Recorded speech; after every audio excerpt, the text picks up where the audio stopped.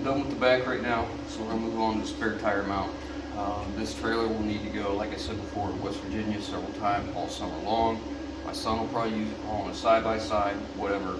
I don't want problems with tires, so I've ordered all 4 brand new tires and new spare tires. This is not it, this is the originals, but I have all matching, and I ordered 1 load range up. These are C's. I went to a D tire, so what we're gonna have is 2 spare tires and 2 spare rims. I'll put 1 here, 1 over here. Now, again, I don't want problems with tires, wheels, bearings, seals, braces, any of that crap. You remember, this trailer had, the front axle was an idler axle, the rear had brakes on it. I bought a brake drum, and I have brakes, backing plates for the front one as well as the rear, so we're gonna have brakes on both axles, front and rear. So that leaves me with these extra hubs. So I got bearings, braces, and seals for the hubs, and then I ordered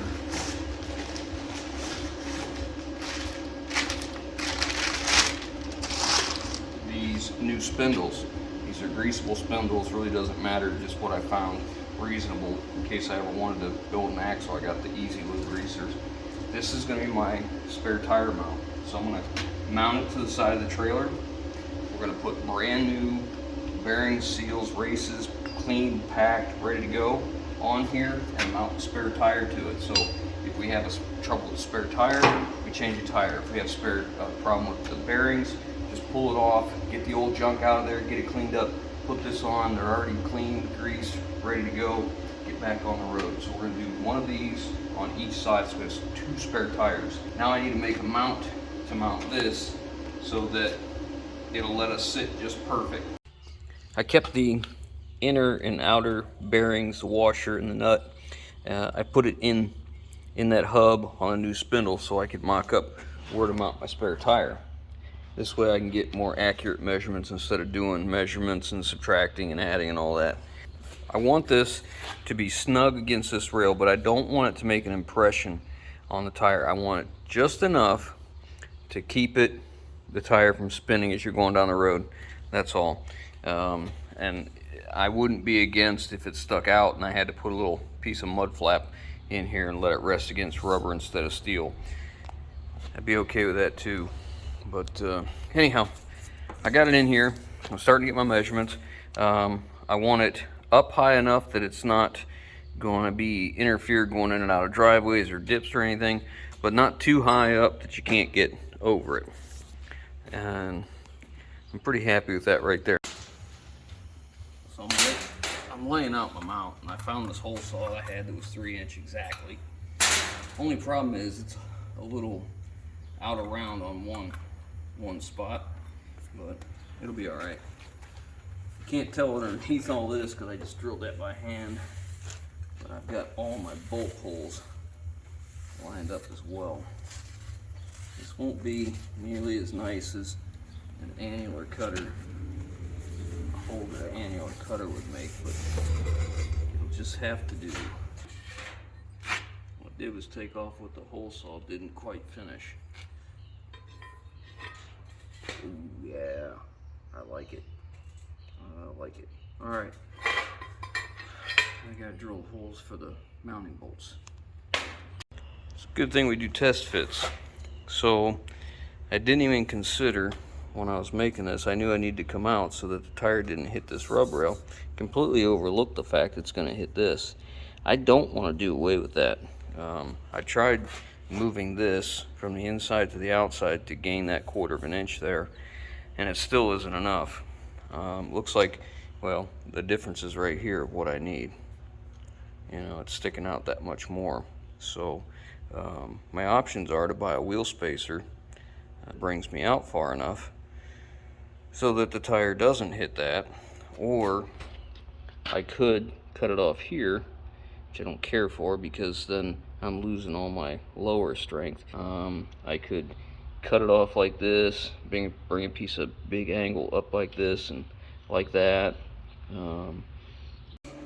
Alright, so I made my changes and I was able to move this out farther so I could put the spindle on the inside the way I had originally intended on it to go. So what I had to do was cut off just about 3 inches at the bottom, so that when the tire comes in, it clears it. Now that is real close to the wheel, but it's okay.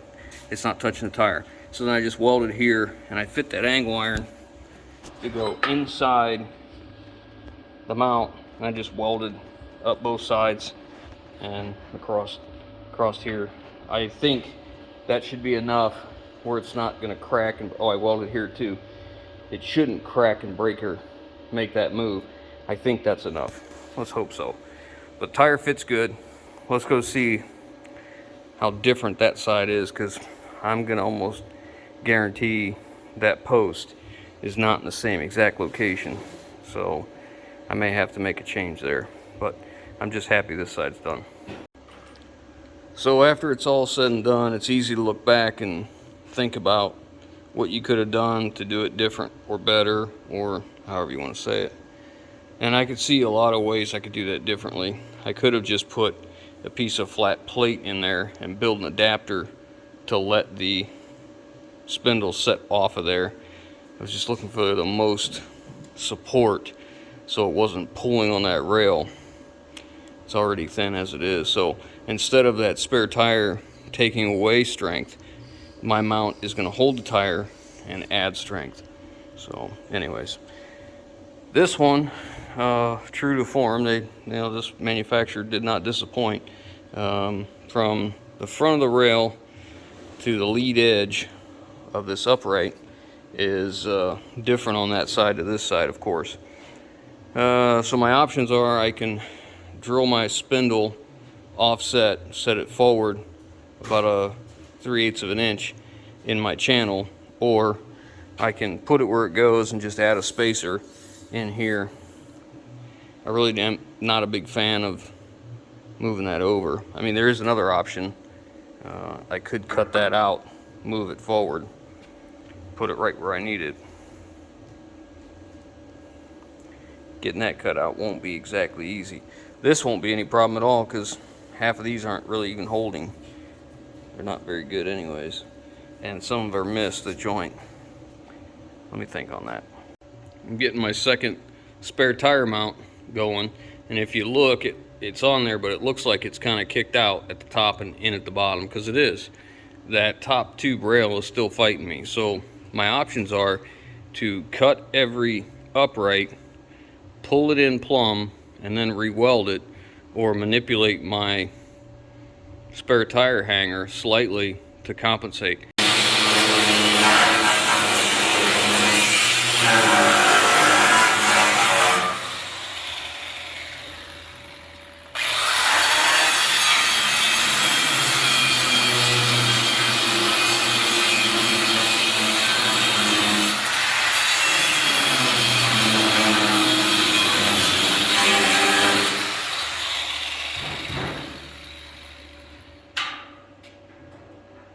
So he was putting on his spare tire mount, and the top rail is out a little bit, so it made the tire lean out.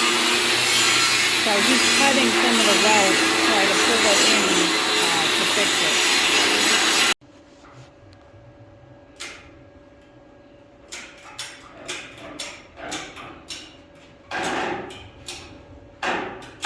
All right, you come and look. I said, you come and look. There's a bow in the back area now. Where the fenders are.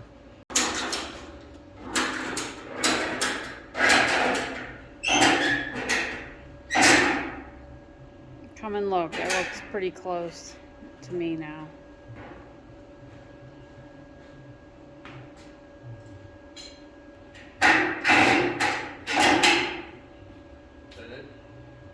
Yeah, I'd say. I think I'm going to leave them on while I weld in. Oh yeah, I can deal with that. Much more gooder. Okay. I'm going to leave them in while we weld in my spare tire mount. That way when I'm welding, it's going to hopefully keep there. Okay. Well, everything that he cut loose is all welded back in. and also the bracket he made for the spare tire. So we're just waiting for the welds to cool before we take the straps off and see if everything stays where we have it. Okay, so the welds are cooled now, so he's gonna take the... Ready? Yeah.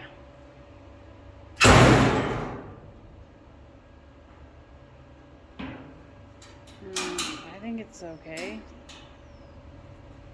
I think it might have a slight bow at the back of the fender, but it's a ton better. What do you think? I can live with that. Yeah. That's by far better. I could probably do a little more work to get that straight, but I'm gonna call that a winner chicken dinner. Okay, spare tire mounts are done. Now we're gonna go on to electrical. I have the breakaway switch, breakaway box, and my lights all ready to go. So that's next. I don't need this no more. So he's drilling holes for the lights, and he's going to put in 3/4 holes for all the little lights he's going to add. Just about every 2 feet. I had to manipulate this because of the spare tires here, so I had to go just slightly wider, but it'd be fine. Mm-hmm. I won't tell anybody if you guys don't. Uh-oh. I don't know if I can get in there with this. Trust me, if you can live with it, I'm sure everyone else can.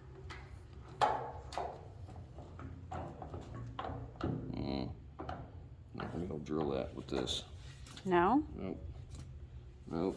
We're sitting right on the drill. We're as far as we can go with drilling the 3/4 inch holes for the LED lights. I gotta go pick up a 3/4 hole saw to get to these ones and hand drill them, because I can't get the mag drill in here. This is in the way. There's not enough room. But these end up being 2 foot on center all the way down both sides. I was contemplating, I marked this off at a 45. I was going to cut this off and just put one on the corner. But my holes are already drilled, and I got so much more things that are more important than that, so I'm just going to leave it. I just didn't like the redundant one here and one here. So if I was at a point where I didn't have as much time invested in this, I probably would do that, but we're just going to let that go. If you notice, there's holes in the inside rail as well. Those weren't an accident. I didn't, make a huge mistake. We're going to use them. They're in the front as well. We're going to order 3/4 inch LEDs that are clear, so you get just a clear light with no amber, no red or anything, just a clear light, and we're going to set them up. They go all the way back to the very last upright, so that should be enough light, I think, to help strap stuff down in the evening or night or whatever. And we'll bring the wiring up here when we put the toolbox in. Just flip a switch, you can turn them on and off, and they can either run off the parking lights, or I can have them run off the battery for the winch. Doesn't matter either way. Yeah, so we're just about done. I bought another truck today, so it's a reefer unit, so I'm gonna go use the box to go pick up that steel from the fab shop. They have a bunch of drops, because I need that piece for the back and for the front. So I'm gonna pick those 2 pieces up. I really wanted to put diamond plate back here and do away with the wood on the dovetail. I want to put a piece of tread plate and then just run that little 1/4 by 1/4 bar, square stock, solid bar across, like, I don't know, 3 rows or something for traction, and do away with it and just have lumber from here forward. So I'm going to see if they might have a piece of extra piece of tread plate laying around. The gate's all finished. Again, not happy with it. It is what it is. Gotta live with it. All right, just pick this toolbox up. This is a second from the manufacturer. It apparently had something not quite right. Could be this little dent right there. Could be the scratches. None of which matters to me. It was half the cost of a new one. Now when you go to get a second, don't always get your pick on the size. This is what they happen to have. This is a 48-inch wide one, and it was half the cost of the size that I actually do want. So I'm gonna see if I can make it work. If I can, great. If I can't, well, then, you know, it can be used for something else later, not a big deal. All right, I just got back from you know where. Can't even say it. Anyways, no comparison in quality from this one to that one. That is far heavier material. I'm pretty sure this one, they went out in the parking lot and gathered up all the pop cans and smashed them together to make that. It just needs to do what it's going to do. I'm not going to make any brackets for this because I've decided I'm just going to mount this to the trailer afterwards, because I'm going to continue to look for something better, because it's going to fill up way too fast. If I put a battery in here, the solenoids for the winch controller, yeah, I probably need to put a shelf in here above that so nothing falls and hits the battery for, you know, the two terminals in the battery. I could put the battery in its own box, but that just takes up even more room. I'll work on that, not really concerned. All the wiring is going to come in from the bottom, so the next thing I need to do is get my breakaway switch here and my breakaway box, and I'm going to have a junction box inside the frame for the 7-pin cord to come into and then go off to do everything it needs to do.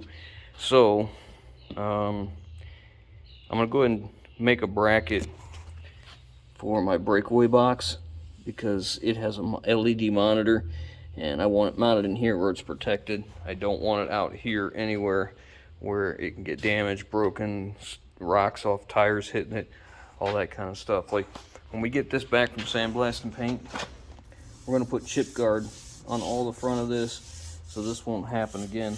It'll be all on the front parts that would get hit by rocks. So I'm going to get these two things mounted, make that bracket real quick.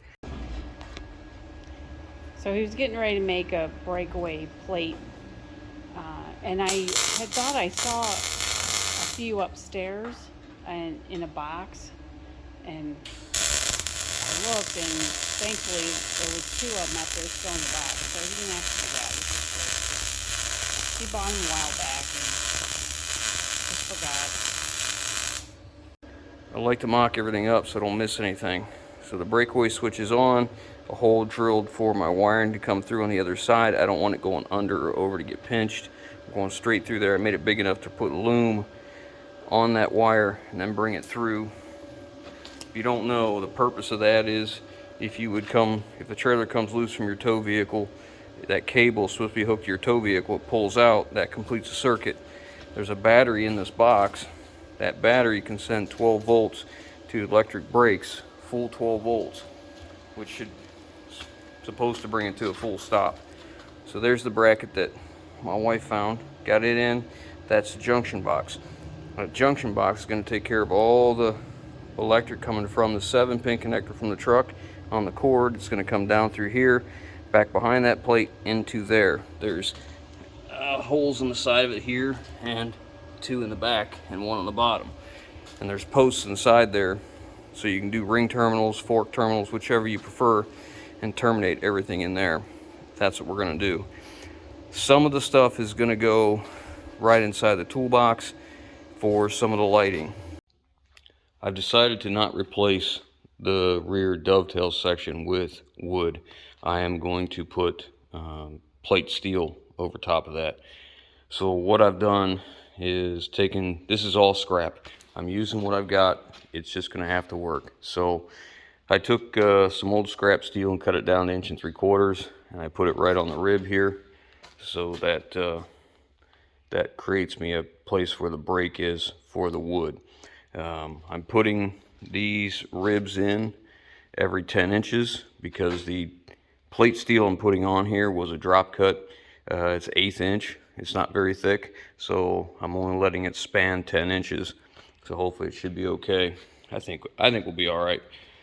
But I'm going to finish cutting that up. I've got this scrap over here, and I'm going to be using the Milwaukee circular saw, and I'm cutting that into strips to give me the right width that I need, which is 1 3/4 inches. So I think I need 4 more in here, so we're going to cut that out of that scrap I have there and get it all welded in, and we'll get our plate steel on top.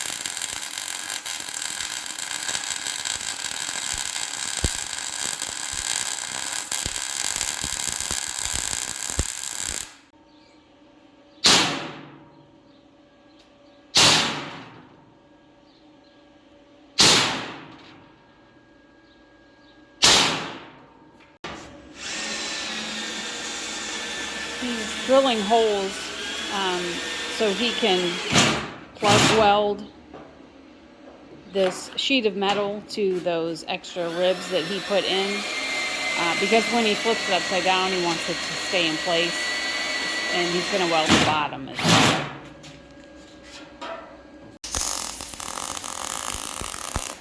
We got clamps all the way across, and he's just going to start in the middle welding and then work his way down so the metal doesn't buckle.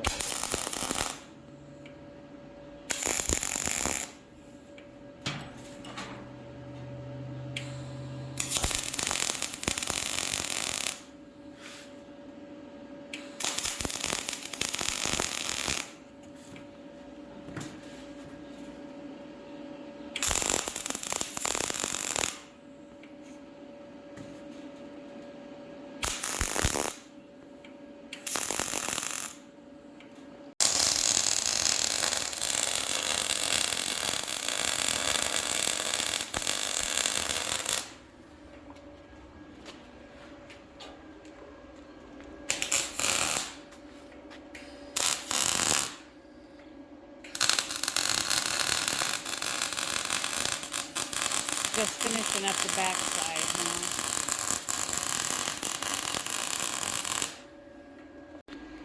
I got it all welded in now, and I've taken flat disc over my spot welds, my plug welds, whatever.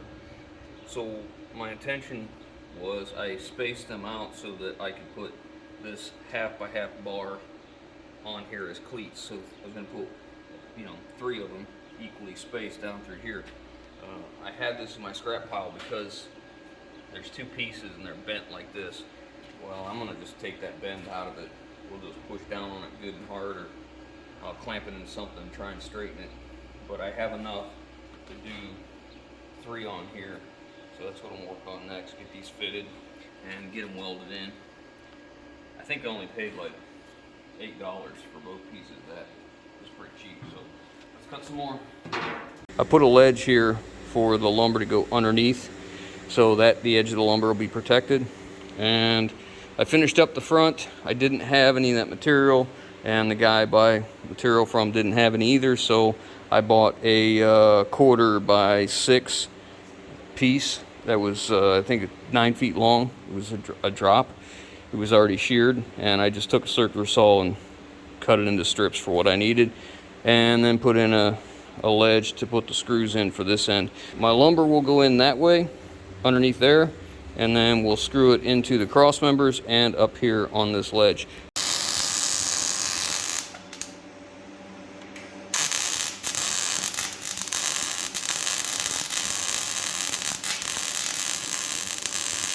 Well, we thought we were done, but he forgot that he wanted to weld these screw holes shut that were holding the boards down before. So when he goes to put the new boards, he's not going to drill into a hole or partial hole. That way it's all ready. It could be drilled anywhere there. So, and the ones on the back he did also. So hopefully now we're done. Do you think we're done now? I guess when it's sitting on the rollback ready to go to paint and blast, we're done. Yeah.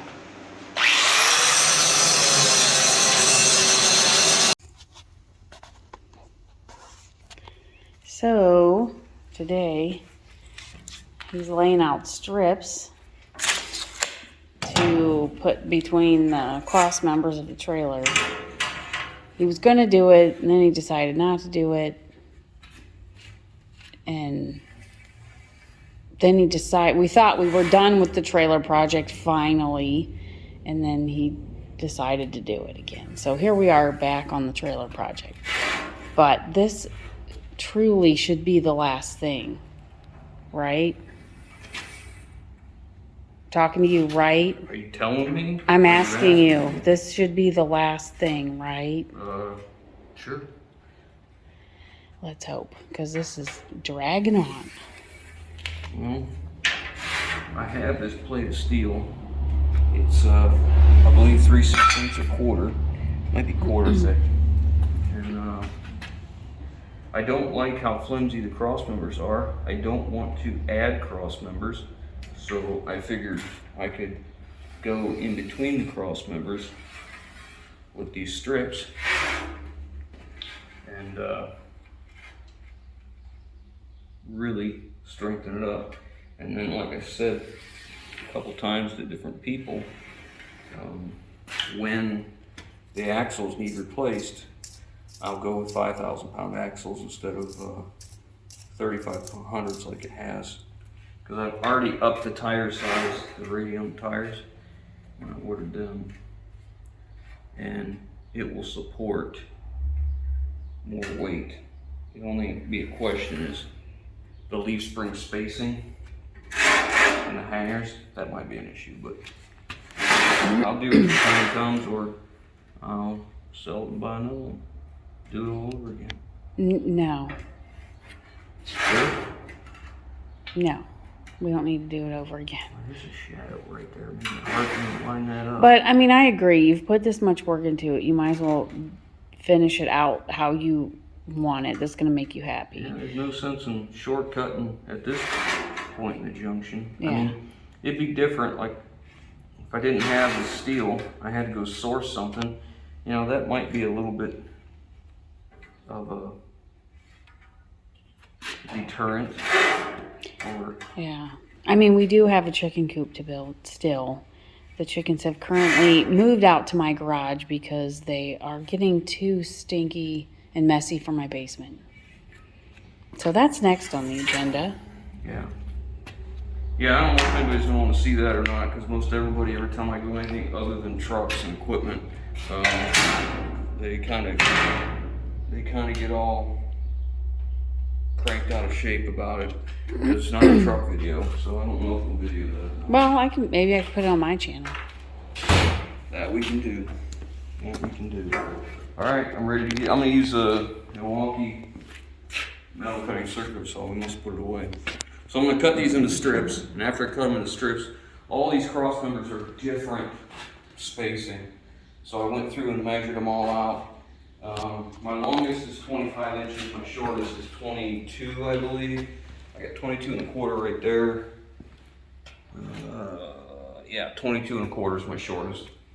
So I'm just gonna come in 19 and a half inches right here, and I'm just gonna cut that standing on end and just weld them, connecting from the back all the way to the front cross member. Well, somebody just swept the shop around the trailer, and that can only mean one thing. What's that mean? Is that your last and final answer? You're positive we're done? Okay. I'm just not going to look at it anymore. I got all my pieces of steel cut the length, ripped, whatever, all welded in. They're done. I understand we're still just polishing the turd here, but this turd will be the best turd that it can be. That's just all there is to it. And I'll be happy with it when we're done. Next thing we're going to do is load it up on the rollback. We're going to take it down, have it sandblasted and painted. Sandblasted, epoxy, primer sealed, and then painted. Once it comes back, we'll start on the reassembly. A lot of good stuff coming in on this. A lot of extras and goodies. We'll bring you back on it, and we'll talk about the budget. Originally, when I bought this trailer, the idea was to build this trailer the way I wanted this trailer, with all the extras and all the add-ons that I wanted, and still be under the cost of ordering a basic brand new one. I have ordered everything except for the LED lights, which isn't a lot of money, but currently I am far below the budget where I wanted to be, and that includes this guy's labor. So I'm pretty happy with it. Overall, I don't have a tremendous amount of hours in this. The problem is I can never get any hours to work on it, because it never fails. As soon as I grab the welding helmet or I fire up the chop saw or something, what happens?